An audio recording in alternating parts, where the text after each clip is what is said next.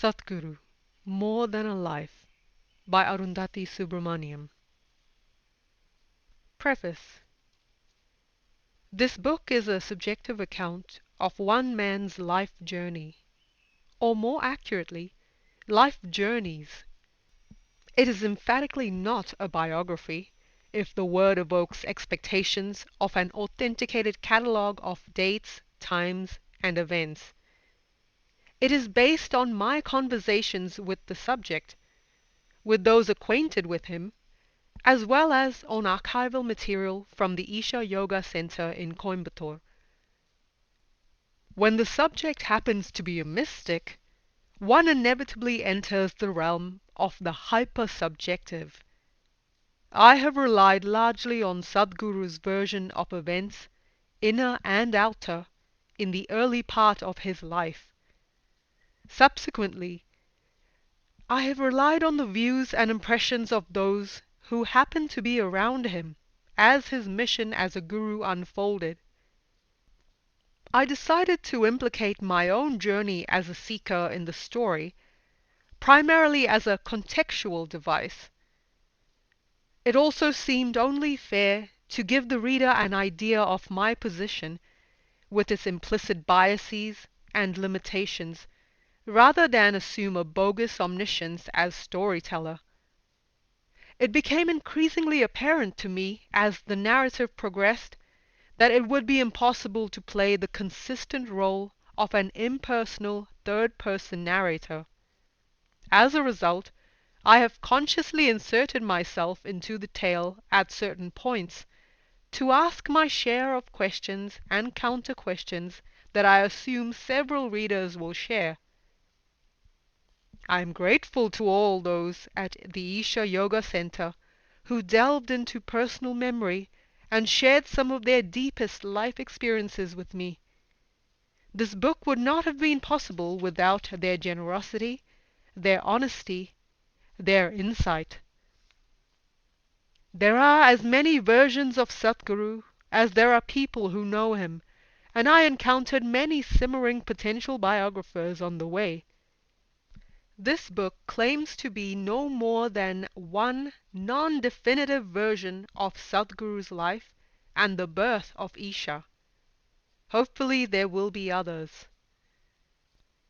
My special thanks to Ma Gnana at the Isha Archives, who attended to my many diverse requests with unflappable calm and an unwaveringly radiant smile. To Swami Chitranga and Swami Devasatwa, who helped design the cover, and to Ravi Singh and Kamini Mahadevan of Penguin for the sensitivity and attention that they brought to the birthing of this book. I am grateful above all to Sadhguru for the freedom he allowed me over this manuscript, for his ability to home in on detail without turning micromanagerial, and for the almost terrifying elan with which he leaves his life open, allowing readers of all persuasions to draw their own conclusions.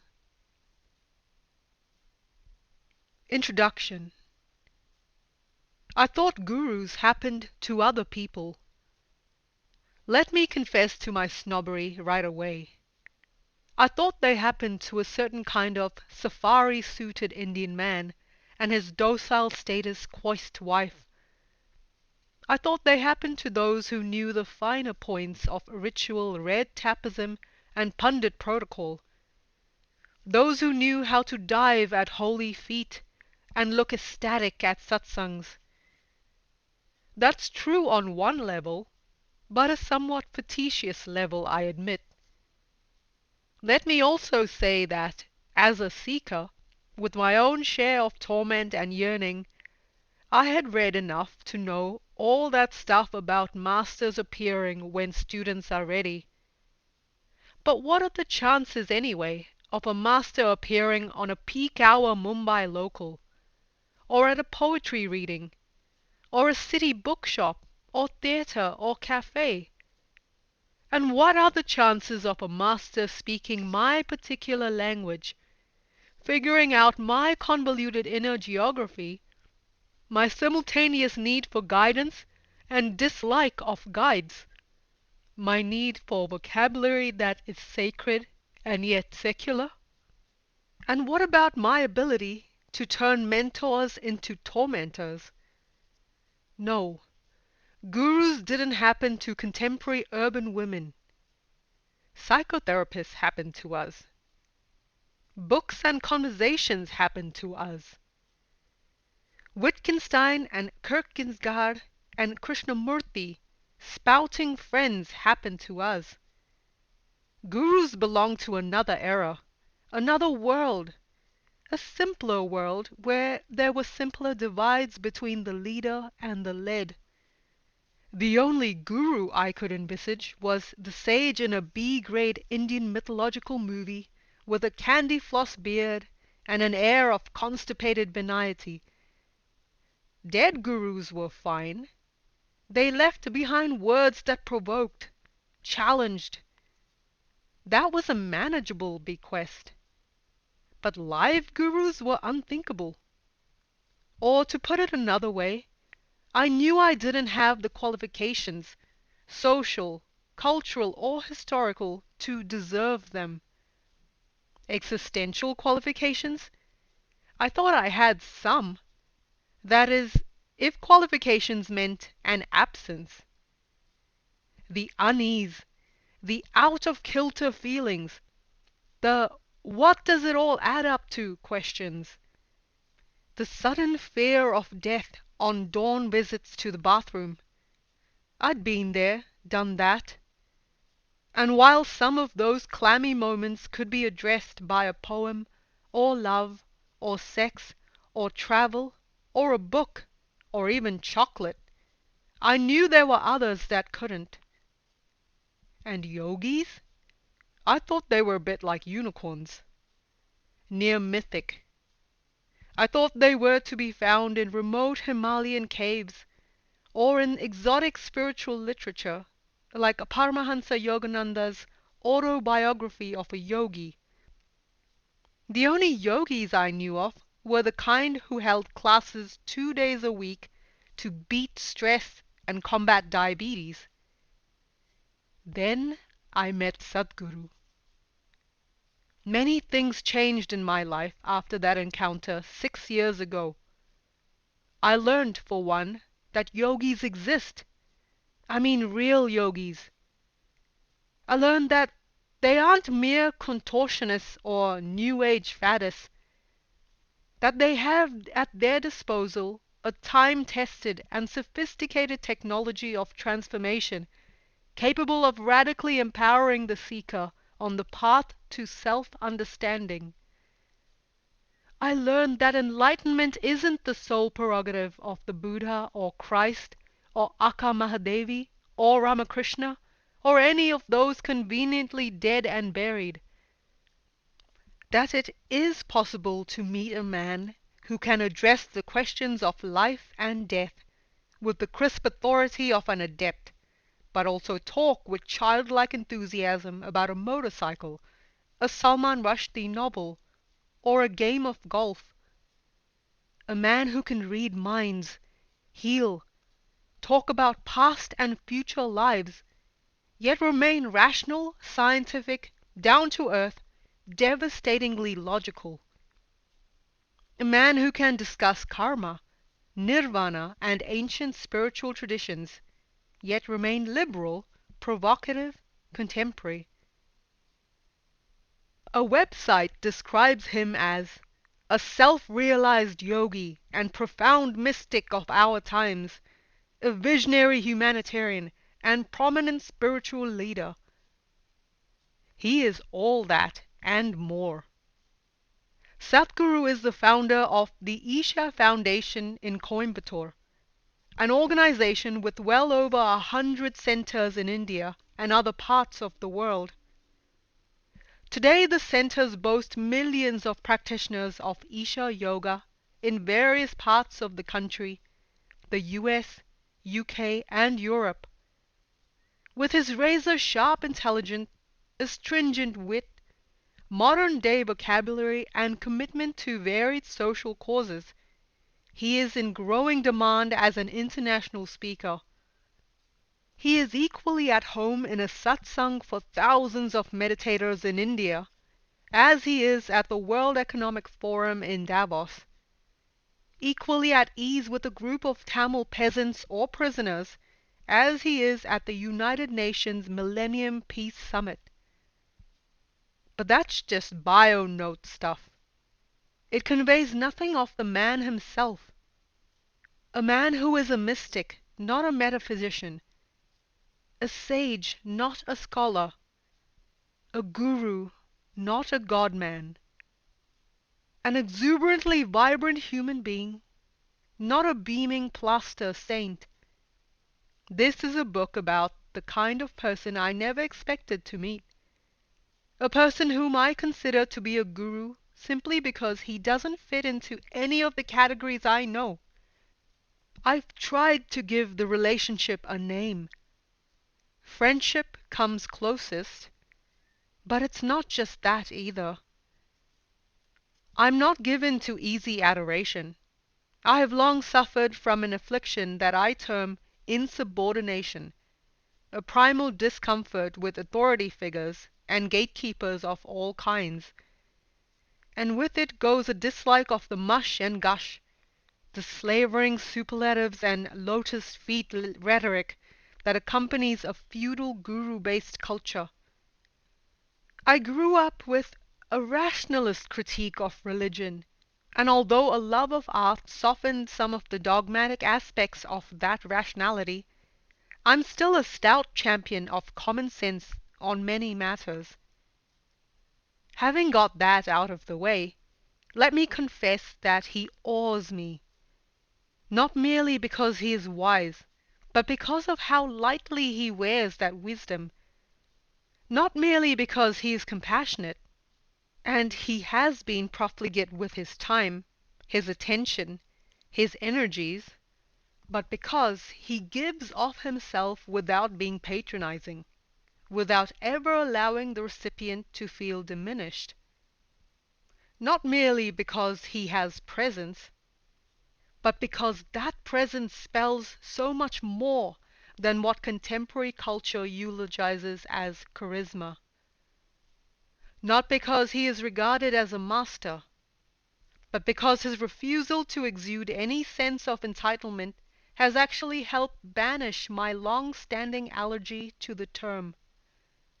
He is quite simply the most alive human being I have met. He is the most spacious, capable of turning from robust to refined, energetic to still, earthy to subtle in a moment.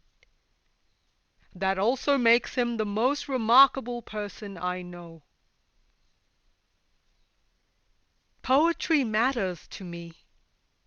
I value its language of texture and inflection. That makes me wary of many of the foot-in-the-door strategies of advertising. But in this case, it wouldn't be far from the truth to say that I can divide my life into two distinct phases, pre and post Sadhguru, before and after. To give an idea of why I value the after, it would make sense to share something about the before. Like so many others, I've spent much of my life wanting to know, and that's meant a pretty basic quest, a search for a teacher. I don't think I've asked for much either. Omniscience? No.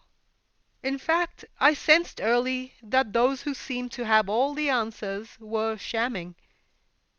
Corruption is a strong word, but my earliest experience of it was among teachers. Several teachers I knew in school and university, and this made the exceptions blaze in comparison, were into barely concealed power trips. In short, they were the first bullies I met. Of course, I learnt the game too. I learned to play clever, but not contrary, bright, but not bratty. But even as I feigned docility, I'd encouraged enough big sisters by age 10 to develop a deep appreciation of the subtler nuances of democracy. My first job, college teaching, from which I fled in 2 months, helped me realize the challenges of running that democracy. How easy it is to inflect a classroom with one's bigotries, however liberal in their content. The only survival strategy for the student, I realize, is to retaliate with her own brand of rigidity, only to discover later, much later, that she must spend the rest of her life unlearning it. The finest teachers I've known, and they were few and far between, impressed me, though I didn't know it then, with the absence of personality. They weren't seeking to be guides and mentors. Instead, they created a clear, flexible, unsentimental space in which one could try, flail, flounder, and finally, hopefully, float. But what did I want to know exactly? Well, the regular stuff. Death, birth, suffering, the universe, all those mysteries, all those terrors. Questions that the Buddha and every young person before and since have started off with until the distractions of formal and worldly education take over. Nothing I learned in school or university ever seemed to address those questions, but education raised plenty of others. It offered enough fodder to keep me busy and occupied for a long time. But somewhere the old questions stayed and gnawed. And it is those questions that probably led me, as they have so many others, to the study of humanities, and later more specifically to literature. Art was the only place in which it seemed kosher to wonder about the meaning of life. Everywhere else the existential questions seemed more taboo than sex. Strangely, while the mention of the latter was now a marker of liberalism, the former had turned near sacrilegious. The existential journey seemed synonymous either with ash-smeared sadhus at the Kumbh Mela, that is endlessly archived by coffee-table books, or Rolex watch-flashing godmen in limos. Not entirely without reason, spirituality had become the new heresy. By the time I was through with my masters, I realized, while I found lit crit cerebrally seductive, I still had questions that couldn't be answered by academics alone. I realized that for me, creative writing had always come much closer to grappling with the real stuff. My instinct told me that I was right to distrust the glamorously glibness that I was fast learning to adopt as an aspiring young academic. At least poetry implicated something more than the intellect. It seemed to be about the larger life of the mind, and above all, it made room for stammering, for doubts, for pauses, for silence. For a long while it felt like this passion offered enduring sustenance. I saw the magic, the way metaphor transfigured, made whole, the way it brought together the abstract and the sensual, idea and passion, the ephemeral and the crunchy, and made them inseparable.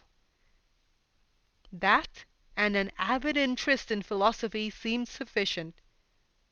Life was challenging. As a writer living in an intense city, surrounded by creative friends, making my living off writing on the arts, I knew I had the life I always wanted. Exciting, precarious, countercultural, the way it should be. But it wasn't enough. In 1997, something decisive occurred. Something quiet, but in its own way momentous. I was returning by train from Delhi after a particularly relaxed week's holiday in Nepal. All was well with the world, or at least nothing seemed more depraved than usual. And then a process started that lasted for several days. I started dying. Not physically.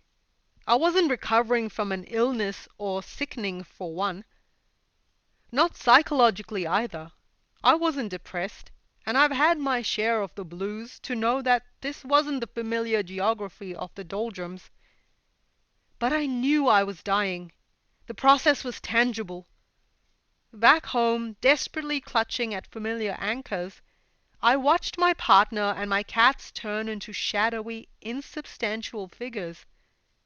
I watched all the moments I had considered valuable, the triumphs, the elations, even the rages, turn hollow. I watched the slow squeezing out of hope. I longed for my daily dose of drama, even the old stab of buried traumas. But it felt like some essential glue was drying up. I went to bed each night hoping things would be different the next morning, and would wake up to see my body stiffen into carcass-like inertness. And yet I was alive like never before, watching what was happening with horrified mystification. The worst was being deserted by language. I groped for words to talk about what was going on, but they slipped out of my grasp. All I could do was pray for the return of normalcy. But even as I did, I was dimly aware that what was happening was more real than anything I had ever known. Watching my breath seemed no longer to be some dreary spiritual penance. It was the only way to make it from one moment to the next. The experience didn't last. As I started coming out of that phase, there was calm of a kind. It was the calm of returning to health after a long illness, of having lost everything and knowing there was nothing more to lose. But even as I watched the experience recede with relief, I knew that it was vital that I remembered. This strange encounter with death had brought with it an unambiguous picture of what really counted. Books, love, travel, and art were all very well, but what really mattered, I now knew, could be only this: making sense of death, and in the process hopefully making sense of life as well. I did forget, of course.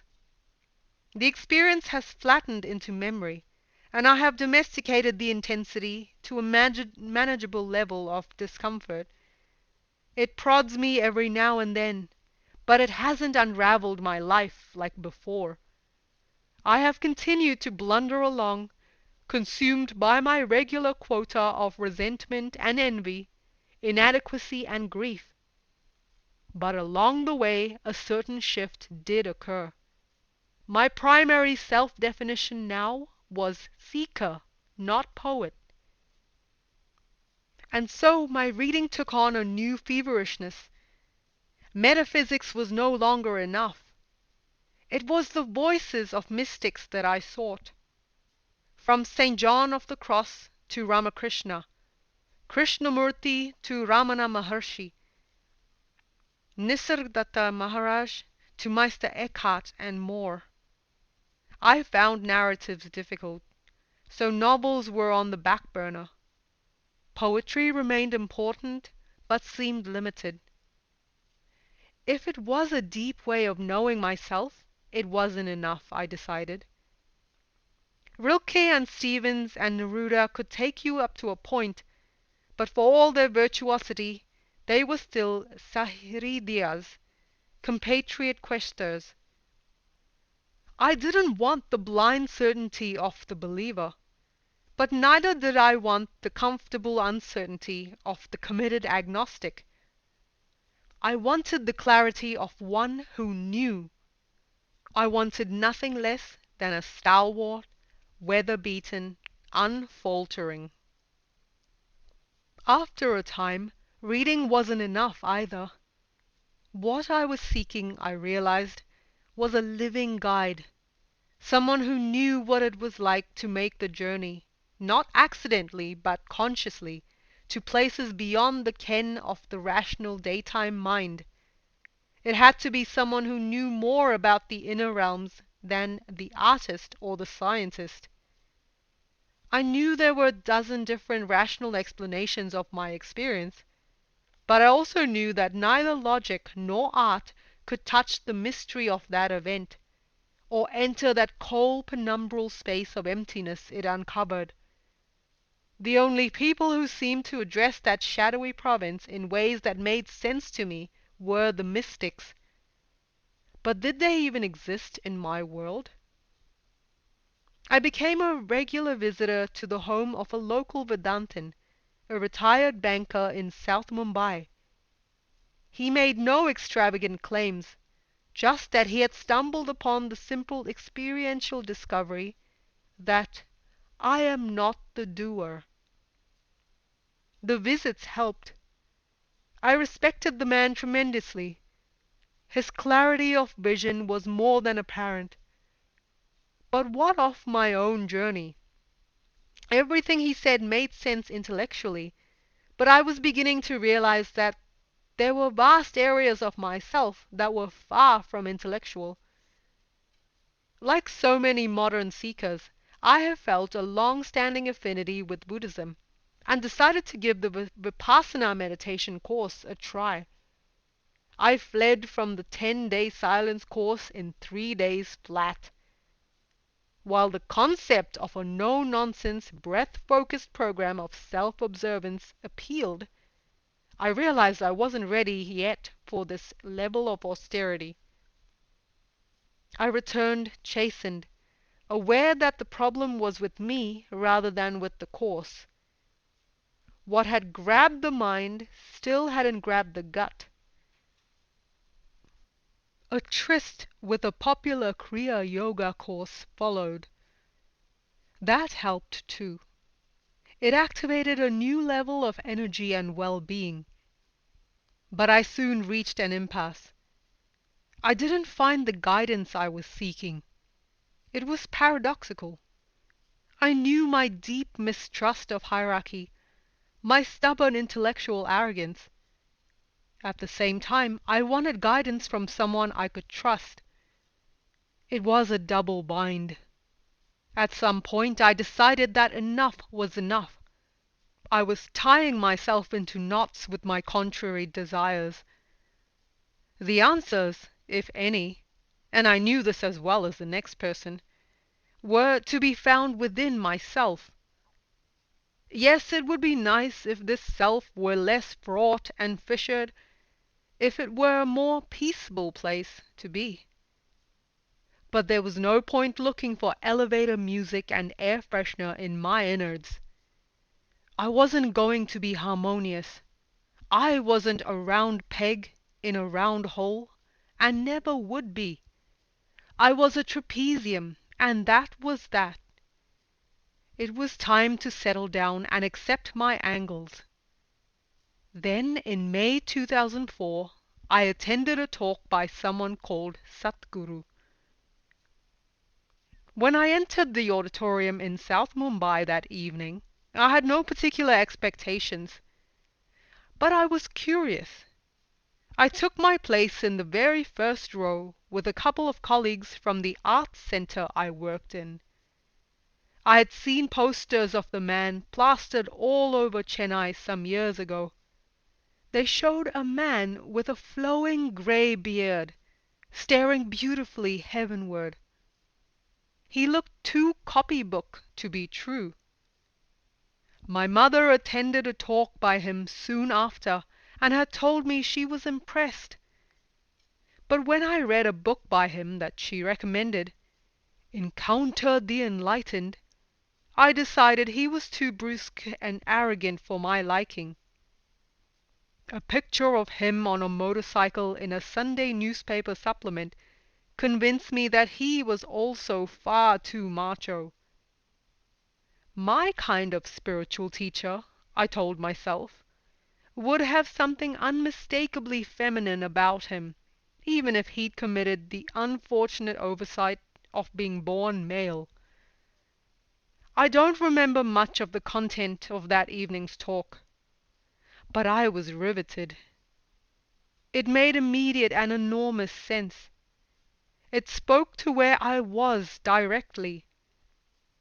What appealed even more was how it was delivered. Not mannered, not self-conscious, refreshingly devoid of scriptural flourishes. It was incisive, wiry, funny, unsentimental. It was clear that the speaker wasn't sectarian, and he wasn't asking for faith or recruits. I was struck by this man, seated with easy grace before a mic, by his uncompromising forthrightness, the mix of dry humor and warm human sympathy that emanated from him. Something about him seemed familiar. I can relate to him, I remember thinking. I know where he's coming from. He could even be a friend from whom I could learn a great deal. And perhaps that makes him a teacher as well. My kind of teacher. One who understands egalitarianism. One who doesn't look smug, and most importantly, who looks like a person I can trust. I particularly liked the democratic tenor of his talks, his refusal to mystify the mystical, his refusal to see any divide between the material and the spiritual, the profane and the sacred. Every human being is spiritual. The only choice you have is between being spiritual consciously or unconsciously. Do you want to walk with your eyes closed or open? That is the question. And there was the way he drew our attention to the miraculous alchemy of our daily lives. The process by which a human being was capable of eating a banana, for instance, and transforming it into a part of himself. But this miracle, he pointed out, was still unconscious. If you consciously transform the banana into a human being, you become the creator himself. The path to which he was inviting us was a path from compulsion to choice, from the habitual to the conscious, from unawareness to awareness. It appealed. More vitally, he seemed to know what he was talking about. Later, I recall Sister Nivedita's line about her early encounter with Swami Vivekananda. I saw that although he had a system of thought to offer, nothing in that system would claim him for a moment if he found that truth led elsewhere. I knew what she meant. For all my skepticism, I thought I knew the smell of integrity when it came my way. I enrolled for a 2-day inner engineering program that weekend. By the end of the 2-day program, I found myself walking up to this strange figure who looked like he'd stepped out from the swirling mists of time with his turban, shawl, and flowing beard, and asking him, somewhat incongruously, if we could meet over a cup of coffee. He looked at me with characteristic intentness and suggested that I come and meet him in the ashram that September. That evening I called my mother and said, "Perhaps I have found a guru." The word was still infected, my approach still guarded. 4 months later I visited the ashram. Coffee didn't happen, though he did tell me he favored decaf. A conversation did. Over the next few months that conversation deepened. 5 years and several programs later, it has deepened further. I still have trouble calling him Sadhguru. Ceremonial nomenclature makes me uncomfortable, but there's no doubt in my mind that he is a guru. What's more, the word doesn't bother me quite so much. It seems like no more than a description, albeit an inadequate one, of a certain kind of person, a person who has a profound understanding of the workings of the inner life and knows how and when to make responsible surgical interventions in the inner lives of others as well. The knowledge is not theoretical. Sadhguru has no qualms about admitting that he is spiritually uneducated master who has read none of the seminal texts on yoga in their entirety. He needs no textual verification of his insights. His own inner experience, he says, has never failed him. I have often been uncomfortable with the emotional pitch and fervor, the bowing and scraping that seem to be appurtenances of discipleship. But I have also realized that at least some of this is impelled by genuine feeling. As for the Guru himself, he has never asked for weak-kneed devotion. He offers instead a path of self-empowerment, a time-honored path that, he reiterates time and time again, can make you master your own destiny. When I once asked him why he tolerated certain acts of what still seemed to be excessive self-abnegation, such as some meditators helping him on with his footwear, he replied simply, "It's obscene to keep giving and not receiving." This is a typical cultural expression for some people.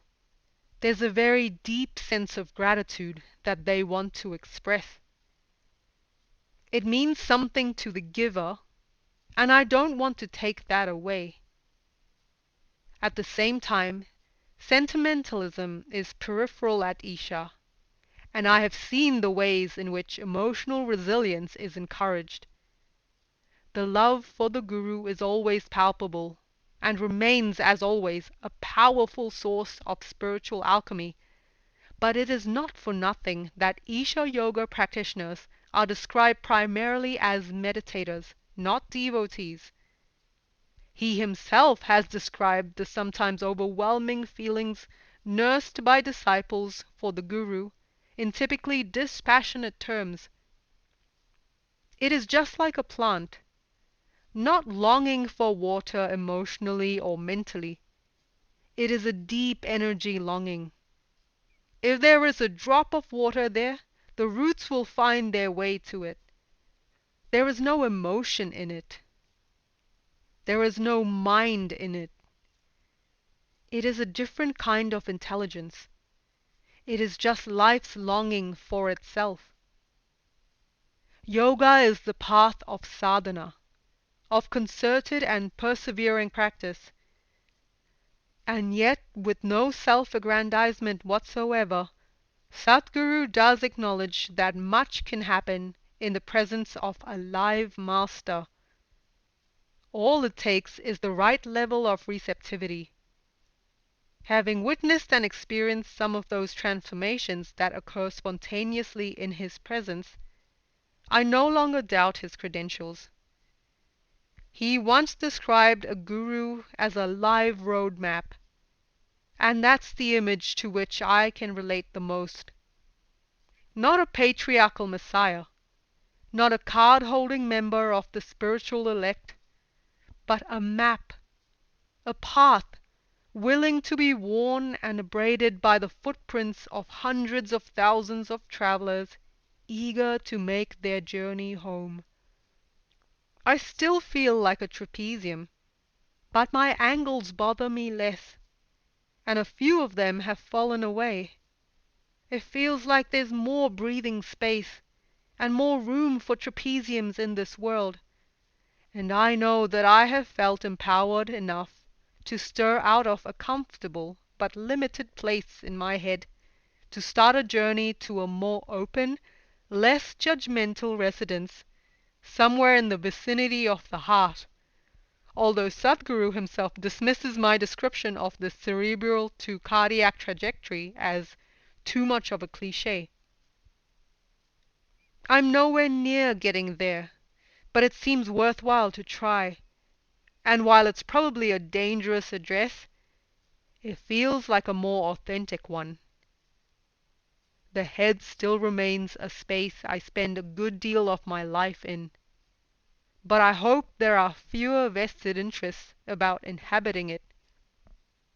I still have misgivings that rise, subside, and rise again. Institutionalized spirituality, for instance, still makes me uncomfortable. Volunteers who exude the sanctimonious zeal of new converts make me uncomfortable. Marketing mechanisms, though these are more muted at Isha than elsewhere, make me uncomfortable.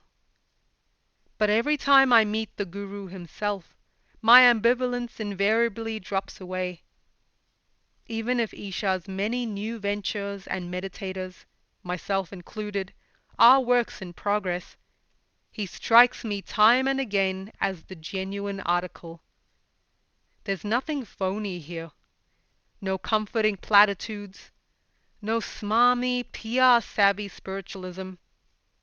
There is a dynamism and stillness about his presence that I instinctively trust. It's a totally wrong perception that you have to be fired up to do something, he once told me. Only small things get hot to do things. I'm a cool fire. That's how existence functions. It's cool but creative. The really big things in existence never get hot. Take the Creator, for instance. You're born, you die. He's fine either way. There has always been a far from cool urgency about my interactions with him, however. I know others feel it too. It seems like his intensity is contagious. He's a fast-forward guru, someone once told me. To me it feels like he represents a live connection with a power source into which it makes some gut-level sense to plug, and quick. Do I believe gurus have an exclusive hotline with divinity? Absolutely not. It seems ludicrous to suppose the spiritual life is the preserve of a chosen few. Nor has Sadhguru ever made such a claim. Quite the reverse, in fact. What then is the need to plug in about? I've often tried to analyze the Sadhguru contagion. What is responsible for that heightened sense of aliveness that I and so many others feel when he is around? Is it his personality, I've wondered? But then, the personalities I have known have emitted a stench of self that has left me feeling exhausted after a time. Is it his intelligence? But I've met better informed, more intellectual heavyweights, and have invariably wanted more. I've finally concluded that it is simply his presence, a spontaneous, intense, and unencumbered all-there-ness. One recognizes it as the presence that would surface if we were all to drop our camouflages, our agendas, our ancient terror of our own vulnerability. A body from which God was radiating terrifically was how Frank Humphreys, a Western disciple, once described Ramana Maharshi. I wasn't sure what it meant, but it rang true when I read it years ago. I had a hunch I'd recognize the phenomenon if I came across it. And then I did. That's where the gut-level sense comes in, I think. You know you've found the real thing even before you know what that means. This book is an attempt to share some of that sense of wonder that these years of knowing Sadhguru have been about. More fundamentally, It is an attempt to tell the story of an exceptional man. There is much that makes him exceptional.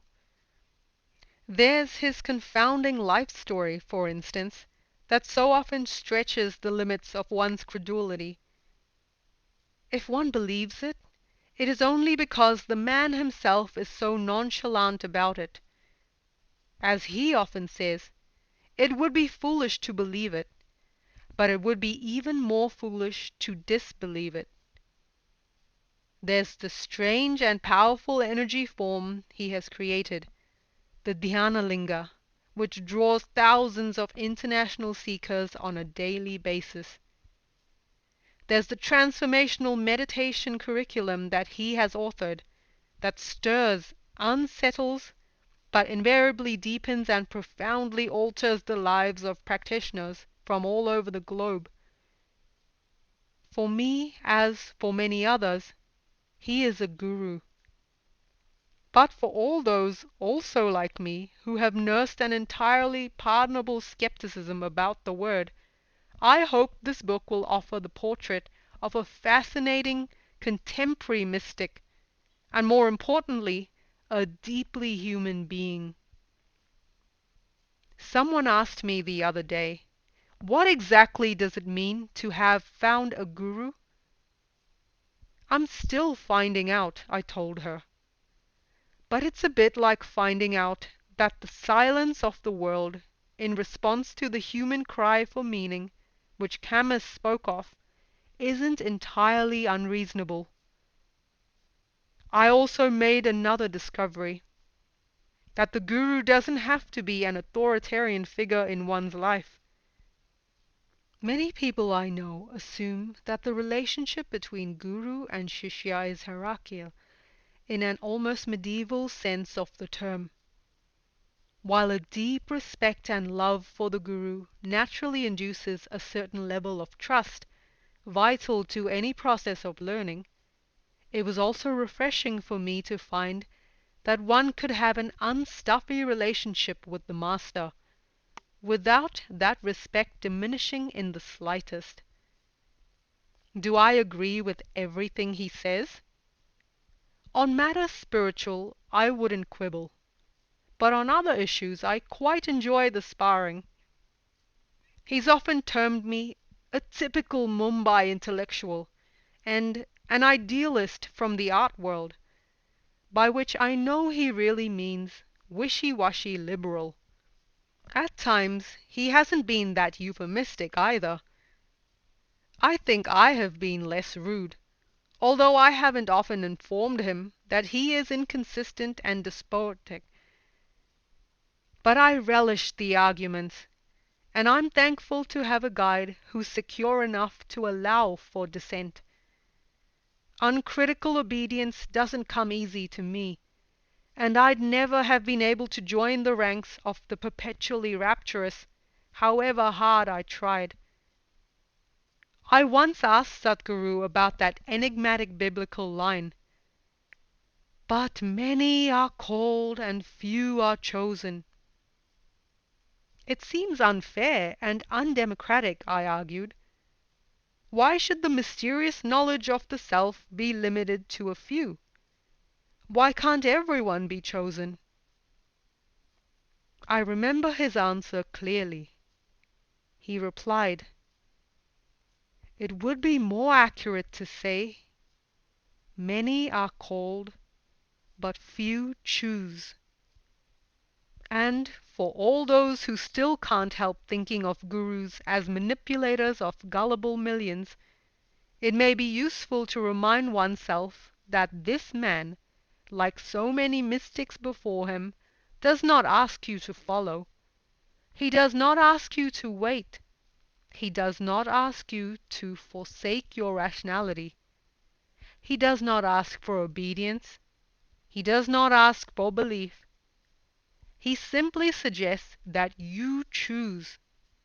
The live road map is still available and the choice still exists.